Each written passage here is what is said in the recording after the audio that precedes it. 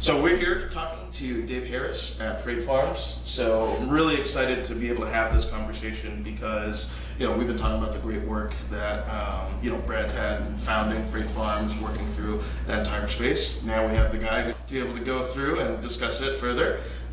So really, just to get to discussion of the individual on a base level, right? How'd you first get into technology? Where'd you find your start, and how'd you eventually find yourself here at Freight Farms? Well, that is a good question. So believe it or not, I learned about Freight Farms through a friend who also worked here for almost 11 years. His name was Dan Marino, and that is a real name. Yep. Not the Dan Marino, but the Dan Marino. Yep. And Dan, I was living in Boston. I was working in international education, and I had studied biology in school. I didn't use it at the time, but Dan joined Freight Farms and kept telling me about this company growing food inside of shipping containers. And I remember thinking, what? What are you talking about? And over time, he just kept telling me about it and getting me more and more excited about it. And in 2016, there was an opening, and I applied for a job doing customer service here at Freight Farms. At that point, he had won me over. I was really excited about it, and so I actually came to the block party at the original location over there on, not L, what was it? Summer Street? Summer Street. Yeah. And I remember walking in and seeing the farm for the first time and just having all these ideas, and it was so inspiring. And shortly after that, the job opening happened. I applied and I got a job doing customer service. And then over the years, I worked with a lot of farmers, learned a lot about freight farming, bought a farm myself, ran it with my brother, then sold that farm shortly after COVID happened. And then now I do the crop research and development here at Freight Farms. Awesome.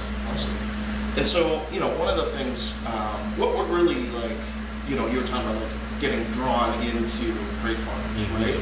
And how would you describe the mission here at Freight Farms? Because I've heard Brad's version of it. I'd love to hear your version and see what was the thing that most drew you to it? Yeah.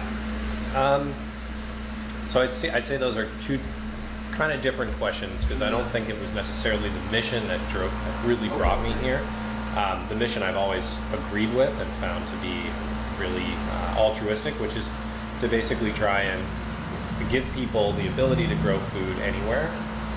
So maybe that is partially why I came, I guess. But that goal allows us to build technology that empowers people to grow food wherever they are, regardless of the outdoor conditions, and then also to support a lot of people that don't have access to good food.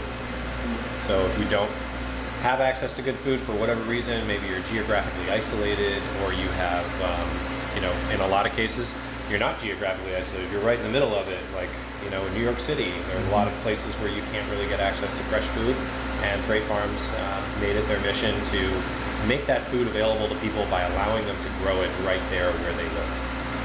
So that was the mission, as far as I understand it. And my real draw to it was that there is the combination of technology and agriculture was pretty nascent at the time, right? It was still an upcoming industry, and there were just so many opportunities for development, and it was just so incredibly cool that you could do this stuff with some lights and a bucket of water, and just seeing all of that come together and knowing that the potential is there for basically limitless improvement and development. That's what really, I think, drew me in. And one of the things that I absolutely love about the startup industry and the fact of being able to just engage with a company at a certain level and then be able to find your way into work if someone recognizes that you're talented, and being able to get in, just like in your case, right? Being interested in something, showing up to an event, and then eventually, growing and being, rising higher within an organization. For like other people who are looking to like, hey, there's a really cool company and like to engage with them, especially if it's a younger startup, how would you kind of describe that kind of process, especially to like a younger person or someone who maybe is older and is looking to have a career change and work their way into a startup? Well, I would just tell them to get lucky, But realistically, I think I've talked to a lot of people who've done this. My entry into freight farms was pretty straightforward. There was a job opening, I knew about it, I applied, etc. But I think I've heard a lot from other people in startups who have said, basically, I showed up and I said I wanted to work there, right? Like, I believe in what you're doing, I believe in your mission, and I want to work here. And as opposed to, JP Morgan or other, 10,000 person companies, that makes an impression, right? Like, most of the time startups are under 50 people. So every person that shows up and says, I really want to work here, you're going to leave an impression with somebody. So I would say, go, show up, and really be honest about your intentions and your interest, and you will get, at least in my experience and the people that I've talked to, the response is very positive. Well, I'm now going to pass the baton over to Brad, so that you guys can have a bit more of a more technical conversation about freight farms and some of those things. What is forward-looking, all that good stuff. No, I mean, thanks for the pass in the background. So, Dave, thanks for joining us today. Very, very much appreciated. In case you guys can't tell, we are on site at Freight Farms here. You can hear condensers whirling. You might hear a drill going because Freight Farms is a hardware and software company. So hardware is a real thing. Plants need a place to grow that is controlled and all of those things. So we wanted to keep it real in that respect. So you will hear those things. Really, I mean, since what I wanted to spend time with you, Dave, is allow us to kind of get into let's get excited again, because you started like you said in your journey customer service, and then you ran a farm, had a business with your brother, now, crop research, development, getting to do all the cool things. Like when I think about you, I think about, other than all the BS that comes along with having a job at a startup that's just trying to figure it out the whole time, the cutting edge of what's happening in crops, that's what matters in the indoor space. So, I wanted to leave it to you of, what crops are you excited about? What's happening in the indoor space that has you, most jazzed? And it doesn't even have to be specific Freight Farms related. Sure. It's a big question. I think it might make sense to start with just where this industry is today versus where it has been in the past, and just what it means as far as, my work and the work that we do here on the research side has a couple of primary aims. And the first one, though, is to allow our farmers to do more with less, right? We want them to use less inputs, so less energy, less consumables, be that nutrients or seeds or whatever, and get more product, right? And that I think economic reality is based on basically part of being a startup, right? Is that you are trying to you're trying to make your company profitable, right? So that it can continue to grow and continue to thrive and continue to develop, etc. But also it's kind of a reflection on where the industry is today. Vertical farming and CEA in general, CEA standing for Controlled Environment Agriculture, went through a lot of ups and downs in the last 8 years that I've really been in it. Started out as a little known industry. Nobody really knew what it was, right? It was, if you had a greenhouse, it was a big glass house, right? Or a plastic house. And then suddenly all of this really cool technology started coming out, including Freight Farms, which was one of the pioneers in the space, especially on the container side. And we kind of went through this huge interest, increase in demand and interest, especially from the funding side. And then there was this absolute trough.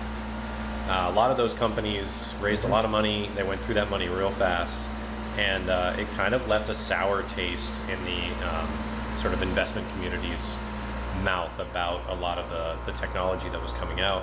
And so now I actually find this kind of inspiring from my perspective, because what it means is we are getting back to our first principles, which is we want our customers to be able to use our product and use it successfully and be profitable at the end of the day. That's what we want to do, and it drives every decision that I do from a day-to-day basis.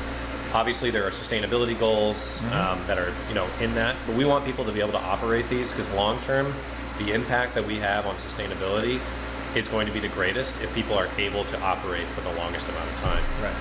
So what excites me, I think, is that finally this industry is really focused on what are the nuts and bolts of making this technology profitable. And we've done away with a lot of the bells and whistles and really gotten down to that. And there are some really straightforward ways, such as like make the plants grow faster, right? Yep. Okay. But then there are a lot of really cool sort of ancillary technologies coming along that are robotics based, that are basically removing some of the labor component from it, some of that long kind of tedious labor that goes along with this, improving on the quality, all of that factors in to the bottom line. So I could start really with any of those. Yeah, so why don't we dive in, because obviously I want to get into the cool, everybody wants to talk about robotics and all that, but I want to get boring a little bit for a second. Let's go. What are the, in your 8 years, you've seen a lot of different iterations of Freight Farms itself, the industry itself. In your Freight Farms journey, what is the most boring, most impactful, I guess, change that you've seen happen? With Freight Farms specifically, that doesn't involve robotics, doesn't involve, don't you dare say AI. Don't you do it. Real boring baseline. What is one of those things you look back and you go, yes, that was impactful, that made a difference. Let's get boring and let's talk about SOPs, because realistically, exactly. But Love it. Realistically, having a standard operating procedure, right, where every single step is standardized, every single person is doing the same thing, right, and they are following a very, very clear spec for what they are trying to accomplish, that alone has been probably the single most impactful thing that I have seen. Okay. Because we work with, as opposed to a lot of companies that might have 5 or 10 giant farms, right? And those farms are run by the same people and you're interacting with them. We are a distributed technology of upwards of 600, almost 700 farms throughout the world, and every single one of those operators is operating our technology slightly differently. And so having a standard operating procedure that says do it this way, here are your indicators of whether this is successful or whether you're doing this right or not, is incredibly impactful, because it really does ensure that your technology is being used the right way, and being used the way that it is going to be the most successful for the customer using it. I think that honestly has been the biggest one. Yeah, no, I think that is boring, and exactly boring. The kind of impactful, boring changes and just development that, as you said, you see impact across the board. Now, on the other side of that, let's go boring again to most boring to most interesting customer application, because you said everyone's using the technology, distributed farming in a slightly different way. You've had the privilege to have one yourself, interact with so many different customers, see how they're doing, because then they all want to know, how can I do it better, how can I get more profitable, all the things. Give me the most, since we did boring first, let's do most exciting or most interesting from your perspective, from let's say your from your crop business model lens, what's the most interesting application you've seen? Wow. Think on that one for a second. Interesting,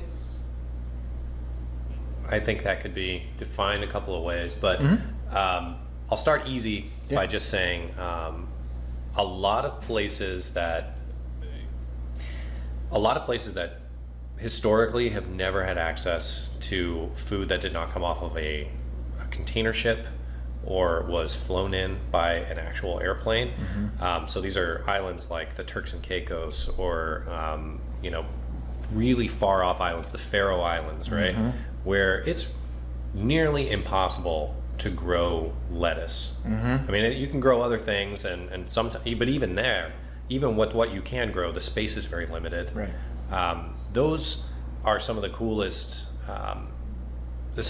things that I see, because it's just amazing that you go from having no fresh produce available, unless it's like comes in like a shrink wrapped head, or it comes in like a giant styrofoam box that's been flown around the world, to literally walking in and saying like, oh yeah, I have lettuce. Yeah, I grow it right here, actually, right? Like, Yeah. And that mind-blowing.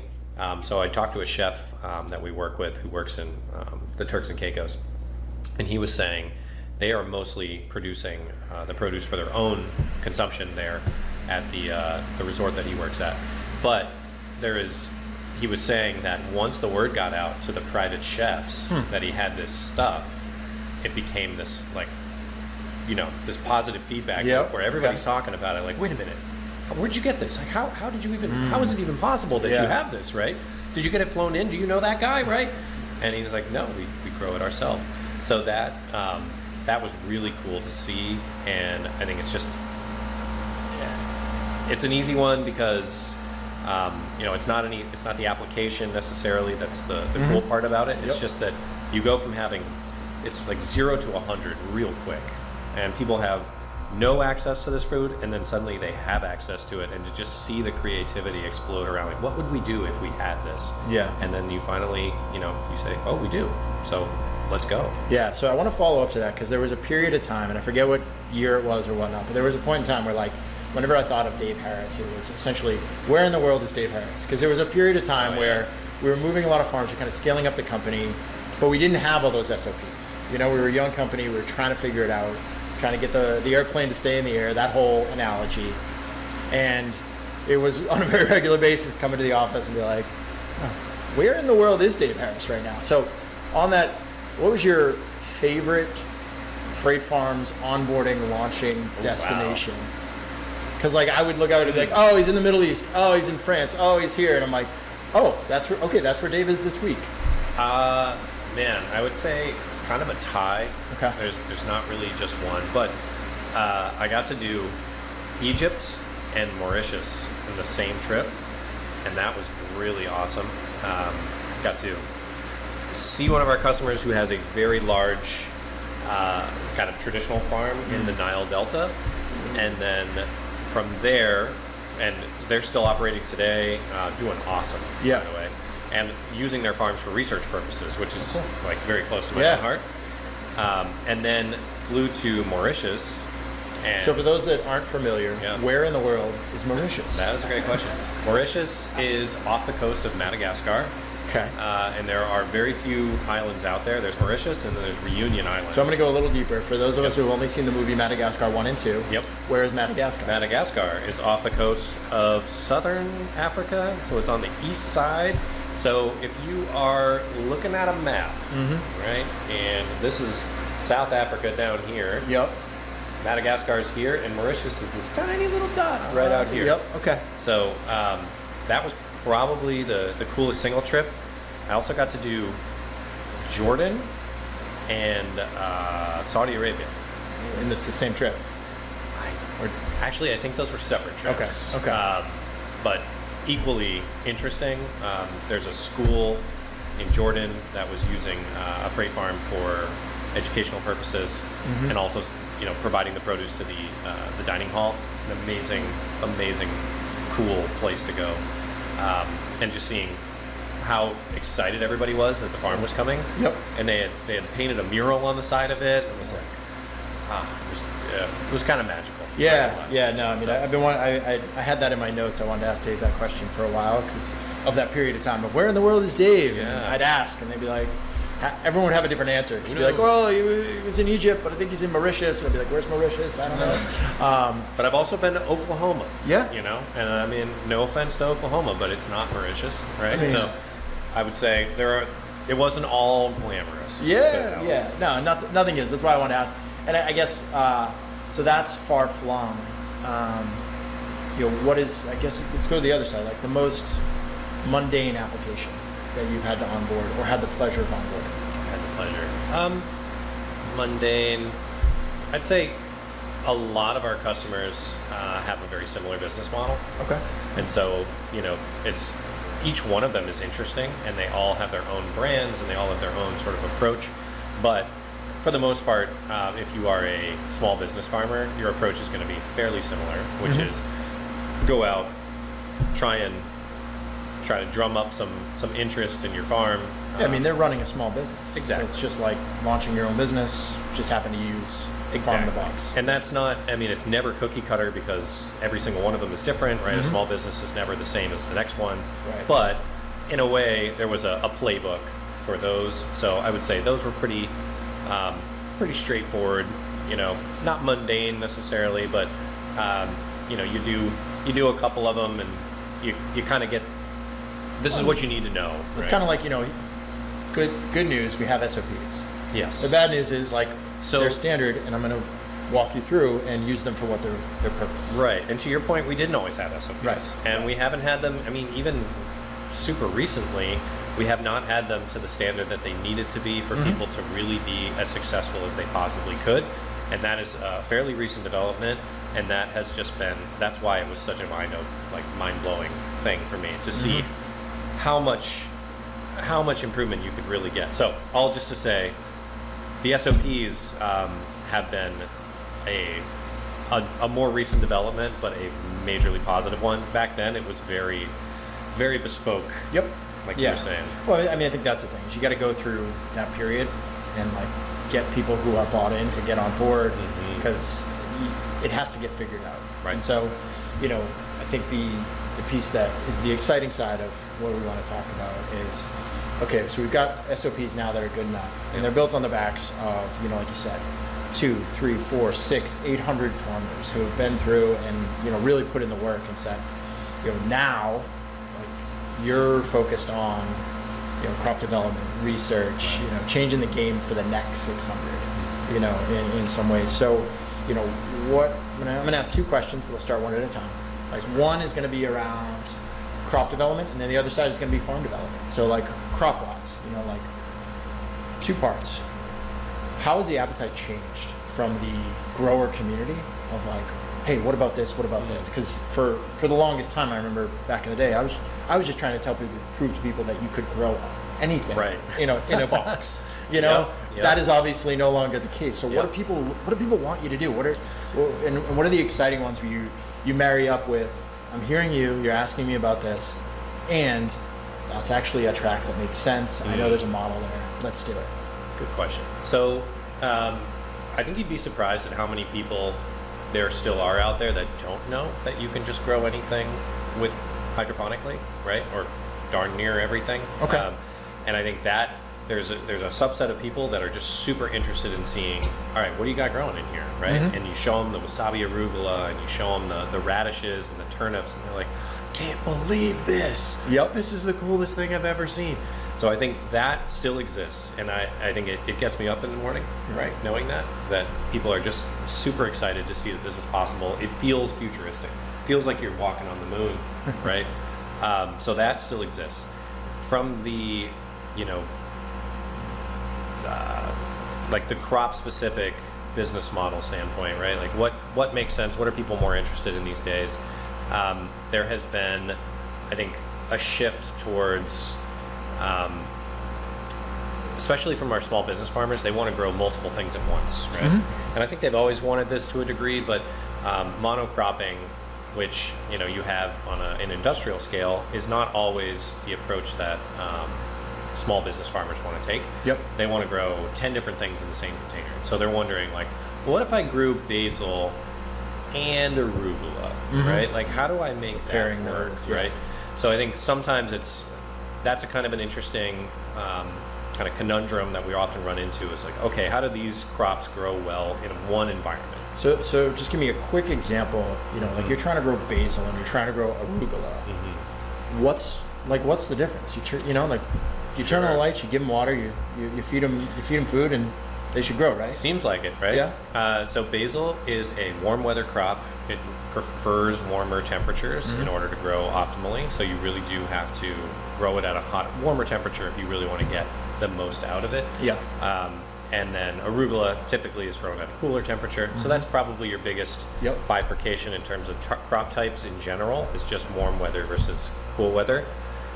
They're both leafy, right? They're harvested during their vegetative stage, so before they actually produce any flowers or anything. Yep. So they're very similar in that sense.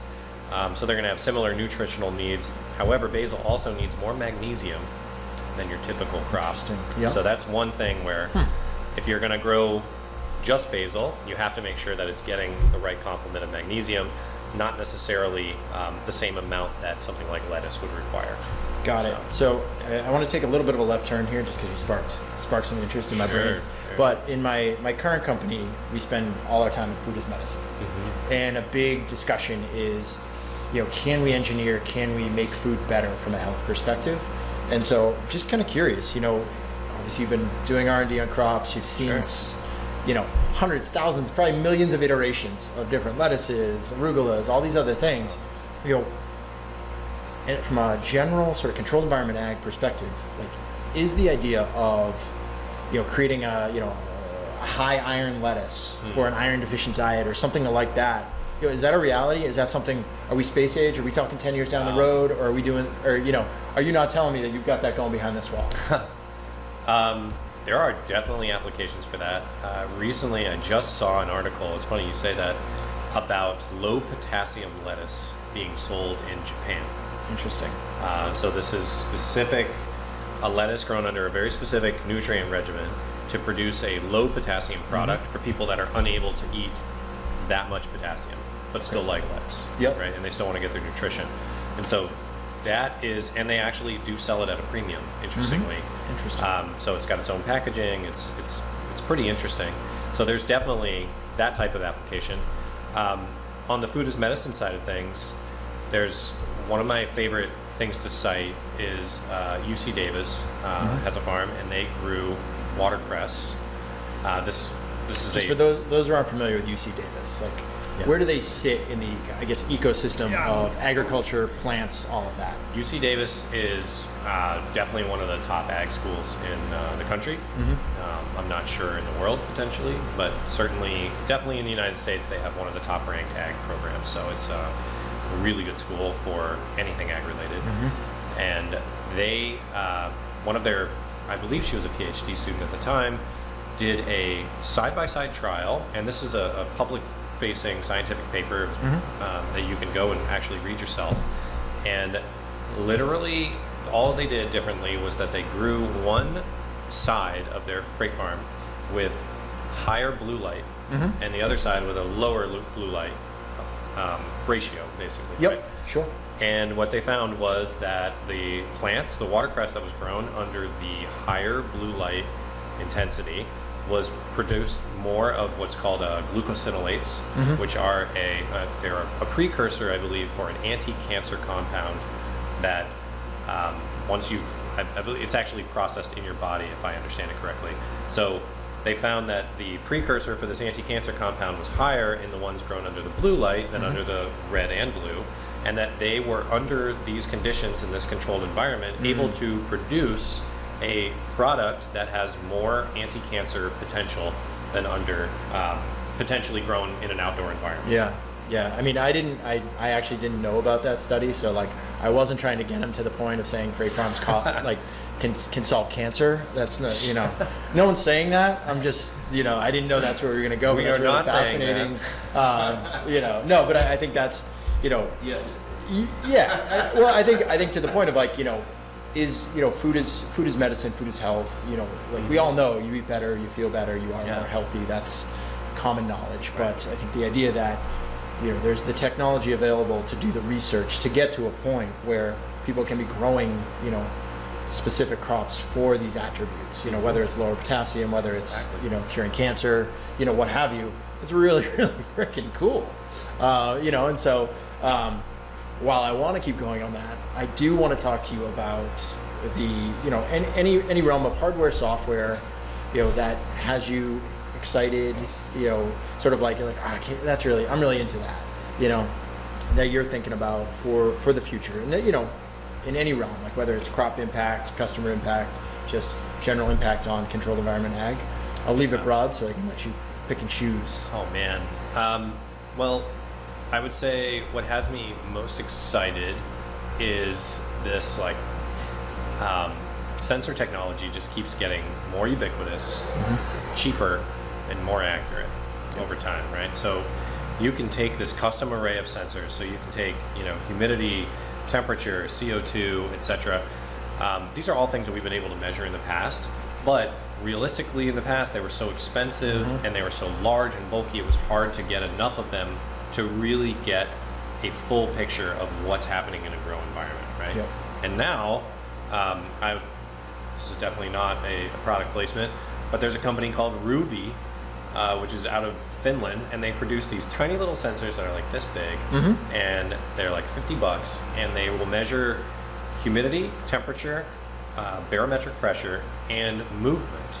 Okay. And so you could literally put these all over, and you can detect microclimates, and you can say like, okay, well, we need a little more airflow here, or like, actually this place is getting a little bit warmer, so we need to increase our, our HVAC capacity, right? Yeah. So I think that sensor technology has always been something that's, it's shown promise from the very beginning, but just the fact that it keeps getting better is really cool, because it allows you to control the environment even more, accurately than you ever were before.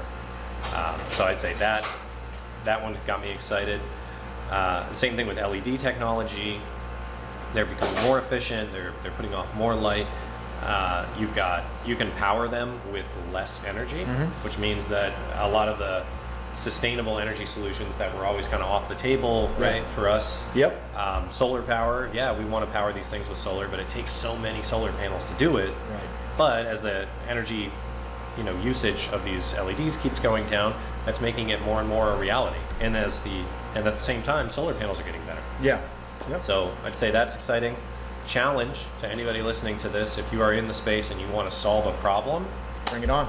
biggest one I can tell you right now is the sensors that we use to measure the nutrient levels in the water are called EC sensors. It stands for electroconductivity, and they basically measure the conductivity of the water, but they are not specific to the nutrients that are in the water. It's just the conductivity. It's just the conductivity. So you can have the reading, which is normally in a number like 1.6 or 1600, and it could be made up of totally the wrong nutrients. So you might say like, oh, well, my set point is right. I mean, it says 1600, but all the nutrients in the water are the wrong ones for the plants. So if you're out there and you're listening, go and create a cheap, available, ion selective electrode or something that can measure the individual nutrients in the water, and you will be a very rich person. So I'm going to pull that thread a little bit. Give a little hot tip to all the entrepreneurs out there. Yep. So currently in a lab setting, you can measure that. That's correct. So what Dave is really asking everyone out there who's ambitious and wants to get into founder mode, and make this happen, is find a way to commercialize that very specific technology you're probably using in your research if you're at UC Davis or one of these other labs, and take that and bring that to market, because there is a market for it. It would help Dave, it would help freight farms, it would help any hydroponic greenhouse, any vertical farm, anybody in the grow space. Safe to say it would be very, very beneficial to commercialize that cancer, that cancer saving lettuce that you mentioned. The only way to make that possible is to get granular and sense nutrients in the water, correct? It is going to be majorly impactful on most of the sustainability metrics. Exactly. Got it. Yeah, no, I really just wanted to simplify it, dumb it down, and then bring it back to something that just blows my mind. All right, so we'll wrap it up here. My last one for you. Your favorite thing you've ever grown in a freight farm. Sub-question, favorite thing you've ever grown in a freight farm to eat. So those can be two separate things. Well, it turns out they are two separate things. Okay, good. Number one, and I had a hand in this, I wasn't the only grower, but it was definitely Pipsqueak, our mini pumpkin, which stuck around for quite a while. And shout out to Nathan, who is our production manager here, and it was really his idea and his baby. And every time we kept coming in, and that pumpkin just kept getting bigger. We were like, "This is not, this can't be real." Pipsqueak, I love it. It was Pipsqueak was their name, and then the favorite thing to eat. I'm going to say is something that I'm trying right now, which is this thing called Chinese water spinach, which a lot of times what we end up growing. Just like fun fact for those listening. So you speak Chinese fluently, correct? I wouldn't say fluently anymore, but I am definitely, I can have a proficient. Say. Got it. No, I just always, again, where in the world is Dave, and then just interesting facts about Dave are always one of those things. So One of those please little continue. ones. The Chinese water spinach, though, the reason that I decided to grow it was every time I went to the Chinese restaurant and asked for this specific thing, they would be like, "We're sold out." And I'm like, "It's 11 o'clock in the morning. Like, how is this sold out already?" You got here at 7. Right? Yeah. And I don't know how, but it was always sold out. And this is here in Boston, and I know that this is, and it's one of my favorite dishes that I always get. And so I was like, wait a minute, I really want to try this. And now we've got it growing, and it turns out it grows really well hydroponically. So, yeah. Favorite to grow, favorite to eat. So Pipsqueak the pumpkin. Thanks, Nathan. Yep. And what was the name of the crop again? Chinese water spinach, or if you might recognize it as Kongxin Cai. Okay. Yeah. Kongqin Sai. Kongxin Cai. Yeah. Yeah, it means I'll work on it. empty heart green. Empty heart green. Yeah, I something love like it. that, Yeah. yeah. Very nice. Well, Dave, fantastic conversation. Thanks for joining us. Really appreciate it. This is awesome. Thanks for having me, Brad. Thanks, man. Let me know when you guys got avocados.